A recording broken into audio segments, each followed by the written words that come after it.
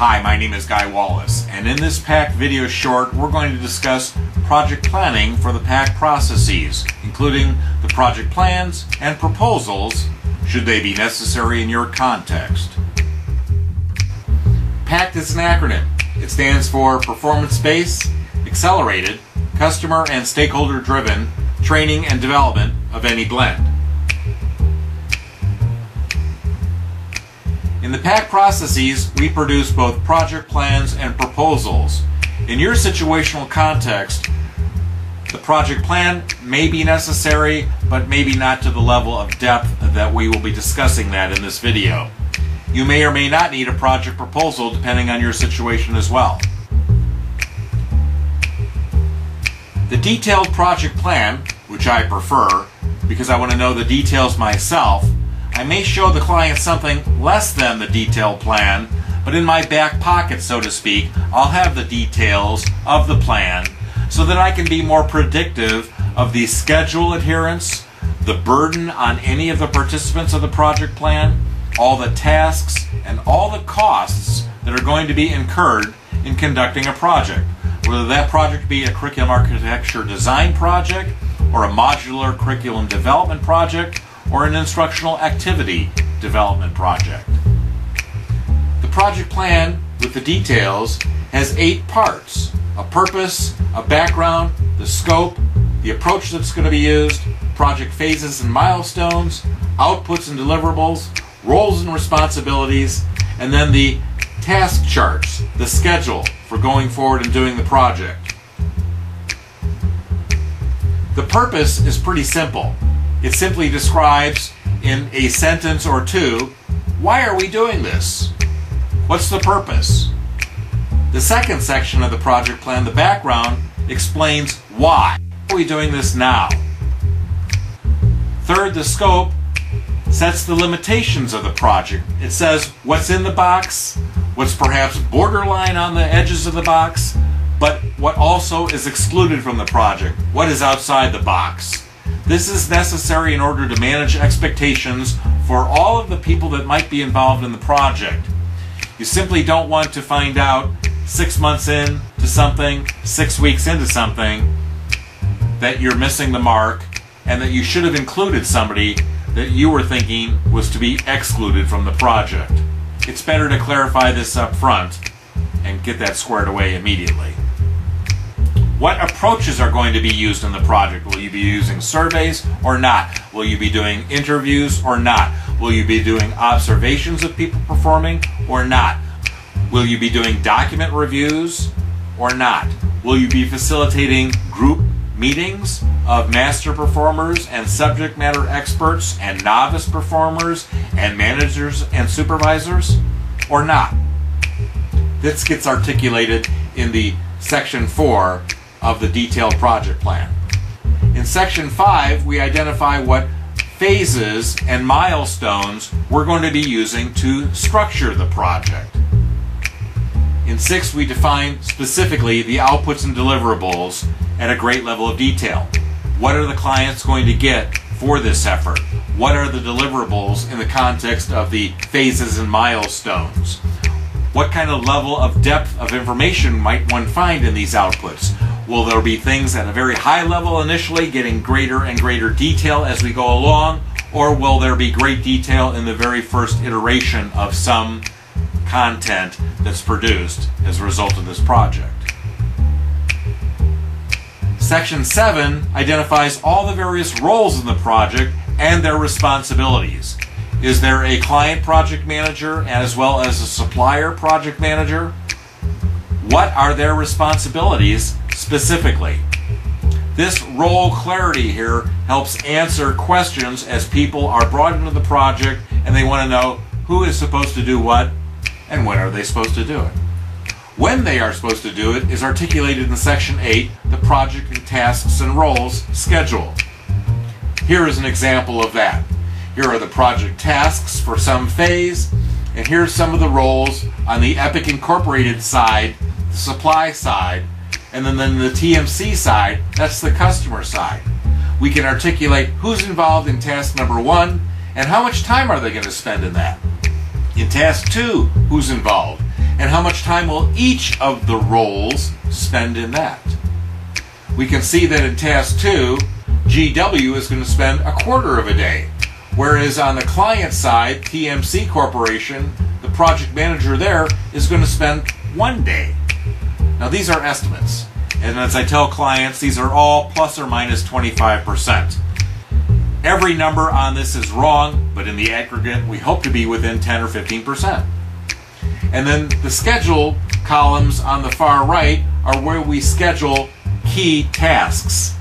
I don't, in my practice in project planning, schedule every task. I schedule all the meetings, and then all the work that gets done in between the key meetings of a project are left to the micro-scheduling of the practitioners doing the project.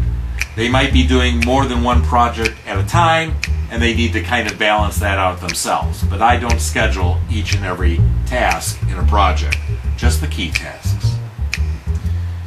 In a curriculum architecture design project, we use these 4 phases to structure the overall project. This can change. There have been times when the analysis and design phase were put together into one phase simply because there was only going to be one gate review meeting, which is what the upside down traffic lights represent. Those, by the way, are not stop lights, those are go lights, and that's why they're upside down. In an MCD modular curriculum development project, we use a 6-phase structure typically, and you'll see the gate review meetings that are planned for that effort. MCD projects can be also reconfigured. In this next example, you see that phase 2 and 3 have been combined with only one gate review meeting. This has got to be a conscious decision on behalf of the suppliers and the customers in a collaborative planning effort. What's the damage that can be done if we do analysis and go right to design without checking in with the client and making sure that the analysis data is correct, is what we want it to be leading into the future? Does it reflect too much of the old school methods and not enough of the new approaches that the client is wishing for? That's what has to be safeguarded against. In this next example, we also combine phases 2 and 3, and we skip the pilot test. We maintain the phase numbers even if we skip a phase, so that somebody might ask, well, why are you going from phase 4 to phase 6? It's because we've made a deliberate decision to skip the pilot test. If we had done 27 different projects like this in the past, and the client feels that we are pretty much guaranteed good to go, that we can do our analysis and our design, and then develop and acquire the content, and then ship it. There won't be any revision. We'll just release it. We'll put it in the LMS, we'll put it in the LCMS, we'll put it in the file cabinets, we'll ship it to everybody, however it was intended to be deployed.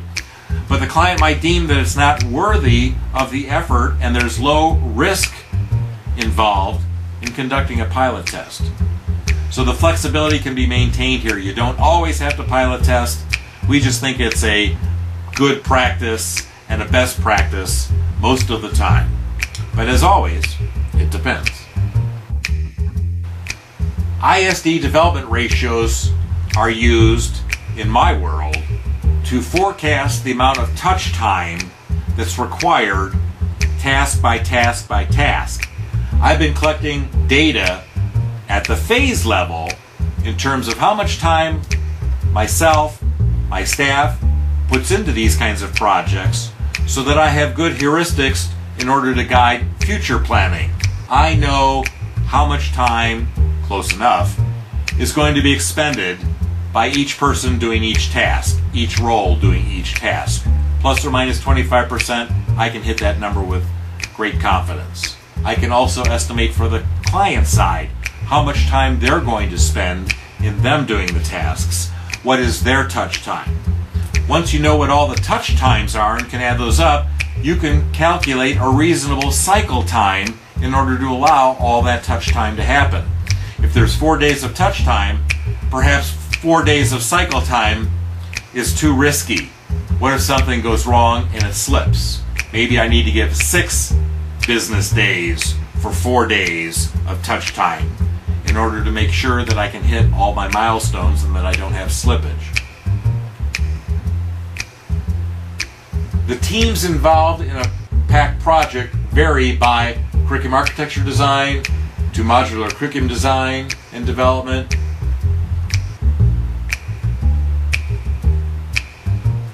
There is some variance in the teams that are involved in curriculum architecture design, modular curriculum development, and instructional activity development, although MCD and IED are mirrors of each other. There's a project steering team. They own the project. We're all working for them. They make all the final business decisions. They can approve or reverse any of the instructional design decisions that are made in the context of any of these projects. Because, as we said, we're working for them. They live with the consequences of the right decisions and the wrong decisions. Our meeting with them in our gate review meetings gives us a forum in which to discuss the pros and cons, what the research says, what we believe is good versus bad. But in the end result, the client gets to make the decision because they live with the consequences of those decisions. An analysis team defines the performance requirements and all of the enabling knowledge and skills.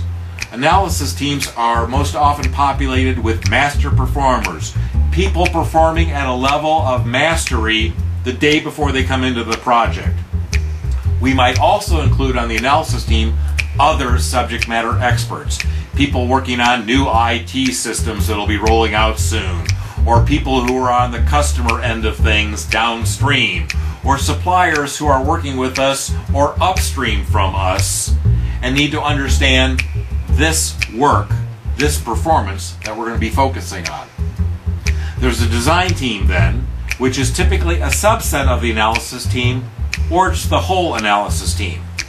At that point, we don't want any new players on a design team because they will tend to want to reinvent, reconfigure, restructure, rename all of the analysis data. So it's best to use people who generated that analysis data and understand it inside and out and understand the nuances and understand the trade-offs that were made when we decided to call it this versus that. An implementation planning team is used just in the curriculum architecture design projects. They take all the gaps from the training and development path, all of the gaps because courses, the events, and the modules within the events are non-existent or they partially exist. We might have content that we can use after modification, but that modification is a future work project. And so that competes with the total gaps for the time and attention and funding and resources post-curriculum architecture design.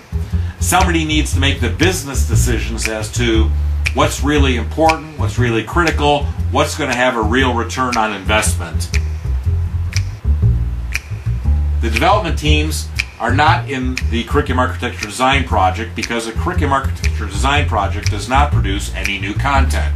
It simply identifies the need, determines what content exists and can be used as is or after modification or not at all. And the development teams then are part of the MCD and IED worlds.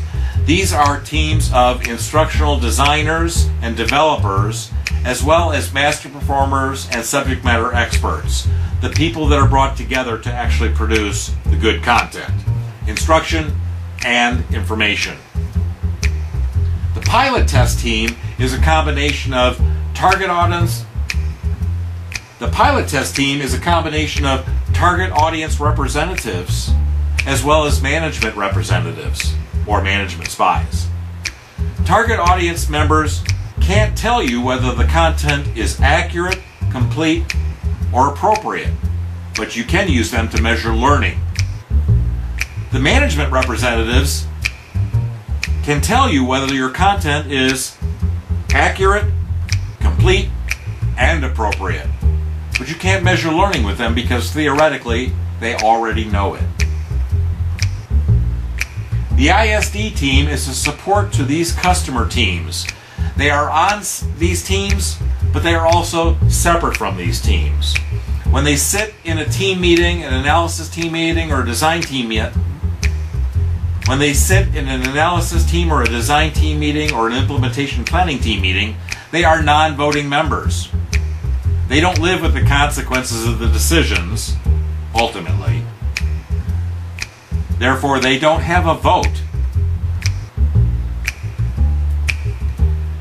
My suggestion regarding project plans and proposals and formats is to use a format that's already familiar to your project steering team. Don't give them a new format and make them learn how that works. You need to learn what their format is, what they already use, and adapt to that. Show the level of detail that the project steering team likes. If you like to do more details and they don't want to look at all those details, then show them a higher level view of your plan. Simply have the details in your back pocket, so to speak, in case they challenge anything about your plan, and then you can show them that you've done your homework, that you've done this at a greater level of detail, and you've saved them from having to look at all of it.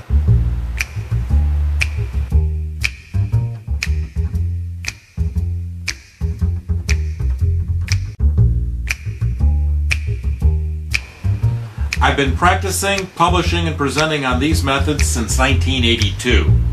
My recent book, Six Pack, covers all of this in great detail.